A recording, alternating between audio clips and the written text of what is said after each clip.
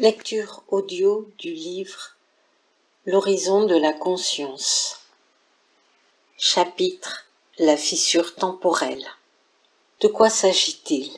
Ces mots sont venus à mon esprit, alors je dois en parler. Or, je ne sais pas pour l'instant ce qu'est la fissure temporelle. Le temps n'est pas matérialisé physiquement dans notre espace. De ce fait, comment puis-je expliquer cette expression? Le dictionnaire Larousse parle de la fissure comme d'une discontinuité physique, une rupture dans ce qui devrait former un tout cohérent, une fente, une dégradation. Que signifie donc une fissure quand il s'agit du temps? Cette notion impacterait la structure de l'univers si une donnée de la triangulation espace-temps-mouvement venait à présenter un défaut. Il y aurait discontinuité de l'espace qui n'existerait pas au niveau de la fissure. Plus d'espace, de mouvement, plus de formes telles que nous les connaissons ou appréhendons dans notre univers matériel, le vide, le néant, le non-né, le sans forme. Quels que soient les noms que nous donnons à l'espace dans la fissure temporelle, ce dernier est incompatible avec notre univers matériel. Il ne peut pas entrer en interaction avec nous. Il n'est pas opposé à nos mondes. Il n'est pas dans le champ de compréhension de notre mental. Et nous ne sommes pas en capacité de le voir, de l'intégrer, de lui donner une existence réelle. Dans cet espace, nous ne sommes tout simplement pas nés. Tout le nom que j'ai cité, le non-né. Notre univers est une construction mémorielle solidifiée par l'ensemble des formes mémoires qui le composent, chacune de ces formes transportant l'énergie.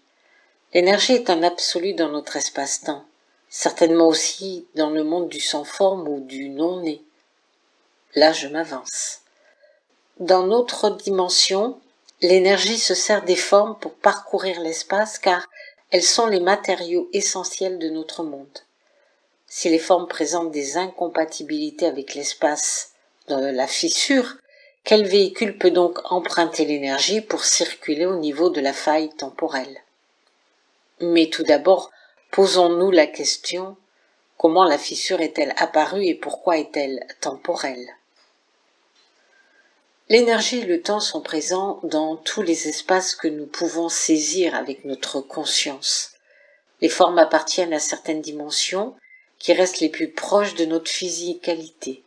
L'énergie est transverse aussi à la dimension que j'ai un jour expérimentée, le sans-forme, et qui appartient plus particulièrement à la lignée espritique qui nous oriente. La fissure temporelle pourrait être un sas de circulation où l'énergie se conscientise en pénétrant des formes tout aussi extraordinaires les unes que les autres. Et nous sommes une de ces formes, même un agglomérat de formes, devrais-je dire.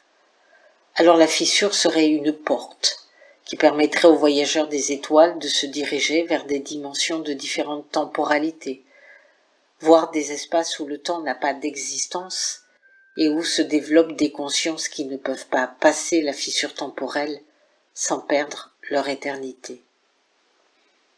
Y a-t-il un créateur de portes? C'est une question à laquelle je n'ai pas de réponse si ce n'est que les portes sont aussi anciennes que l'univers.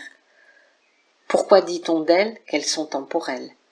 Parce qu'elles tracent une limite entre des espaces incompatibles entre eux, et cette opposition est due au fait qu'il n'y a pas de mouvement dans les espaces sans temporalité, alors que le mouvement laisse derrière lui une trace, une mémoire du parcours du temps dans les espaces où le temps existe.